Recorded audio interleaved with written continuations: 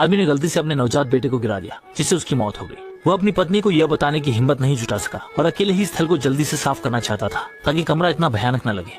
वह बेतहाशा साफ कर रहा था, कोशिश कर रहा था कि कालीन से खून के दाग हट जाए। इसी वक्त उसने देखा कि उसके बेटे का सिर कुर्सी के नीचे पड़ा हुआ है। उसने हाथ बढ़ाकर सिर को कहीं और छुपाने की कोशिश की, लेकिन जैसे ही वह उस नाजुक त्वचा को छूता है, वो पीछे हट जाता है। फिर उसके फोन पर संदेश आया कि उसकी पत्नी घर पहुंचने वाली है। डर की एकदम घुटन देने वाली लहर ने उसके पूरे बदन को जकड़ लिया और उसकी गर्दन को दबा दिया। वो पछताने लगा कि उसने अपनी पत्नी की बात क्यों नहीं मानी। जरूर उस बेकार की कॉफी टेबल को खरीदना है।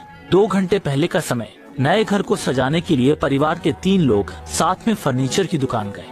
एक अनोखे डिजाइन वाली कॉफी टेबल ने तुरंत ही ध्यान आकर्षित किया। टेबल के पैर 2 हाथी दांत से खुदी हुई सुंदर महिलाओं के थे, जो अपने हाथों से मजबूत टेम्पर्ड ग्लास को सहारा दे रही थी। गाइड ने इसे अत्यधिक आकर्षक और व्यावहारिक रूप से उत्कृष्ट बताया।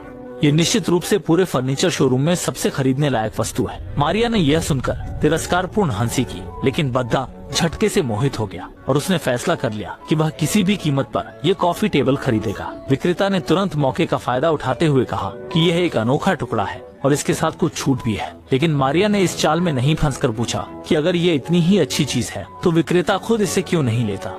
हालांकि उसके प्रतिक्रिया देने से पहले ही दाजुआंग अधीर हो गया। 10 साल की शादी में उसे हर बात में पत्नी मारिया के निर्णय का पालन करना पड़ता था। शादी की योजना से लेकर बच्चे का नाम तक। उसे लगता था कि वह घर में केवल एक सजावट है। अब जब उसने किसी चीज में दिलचस्पी दिखाई है तो मारिया विभिन्न कारणों से इसका विरोध कर रही थी। दोनों लगभग खरीदार के सामने झगड़ने लगे। ये साबित करने के लिए कि यह वस्तु केवल दिखावे का एक गैर जरूरी टुकड़ा है, मारिया ने खरीदार की ओर संकेत किया और चिल्लाई कि वह झूठ बोलने वाली एक सोते हुए बेटे को डराकर रुलाते देख मारिया का पूरा मूड खराब हो गया। उसने बेबी कार्ट को धक्का देकर घूमकर चलने लगी, लेकिन दाजुआंग अभी भी उस कॉफी टेबल को छोड़ नहीं पा रहा था, जो उसके दिल के करीब थी। मर्द की इज्जत बचाने के लिए उसने अपनी जेब से पैसे निकालकर उस कॉफी टेबल को घर वापस ले आई। गलियारे में पड़ोसी ने तीनों को एक साथ देखा तो तुरंत बधाई दी, लेकिन लड़की का चेहरा तना हुआ था और उसने कोई जवाब नहीं दिया। देखकर पड़ोसी ने तुरंत माहौल को संभालते हुए कहा कि बेटी का हाल ही में दिल टूटा है, इसीलिए वह उदास है। मारिया निश्चित रूप से बच्चों से कोई शिकवा नहीं रखती और थोड़ी बातचीत के बाद घर में चली गई। इसलिए दाजुआंग भी अपना समय बर्बाद नहीं करना चाहता था। उसने दरवाजा बंद कर दिया और अपनी कॉफी टेबल पर ध्यान केंद्रित करने लगा। कई घंटे की मेहनत के बाद उसने पाया कि टेबल के ऊपर कुछ भी नहीं रखा जा सकता।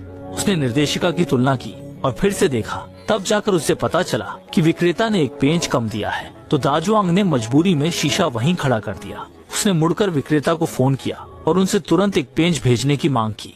मारिया ने लिविंग रूम के बीच में रखे अधूरे फर्नीचर को देखा और जितना सोचा उतना ही गुस्सा आया। लेकिन थोड़ी देर में दाजुआंग का भाई अपनी गर्लफ्रेंड को साथ लाने वाला था, ताकि वे उनके नए घर में शिफ्ट होने और बच्चे के जन्म की खुशी का जश्न मना सके। इसलिए मारिया ने सोचा कि वह इस गड़बड़झाले को कुछ समय के लिए भूल जाए और सुपरमार्केट जाकर अपना मन हल्का करे। उन्होंने दाजुआंग से पूछा कि उसके भाई को क्या खाना पसंद है, लेकिन दाजुआंग काफी देर तक खिलाता रहा। जब उसे सच में सलाह की जरूरत होती, दाजुआंग हमेशा स्थिति को स्पष्ट नहीं कर पाता था। उसका जवाब होता कि जो भी हो चलेगा, और अंत में मारिया को खुद ही सब कुछ तय करना पड़ता। नतीजे में दाजुआंग के अनुसार वो बन जाती थी जिद्दी और तानाशाही। घर से निकलने से पहले मारिया ने दाजुआंग को बेटे का ख्याल रखने की हिदायत दी। दरवाजा बंद करने की आवाज ने गहरी नींद में सोए हुए बच्चे को जगा दिया। अचानक आई चीख से दाजुआंग थोड़े असमंजस में पड़ गए।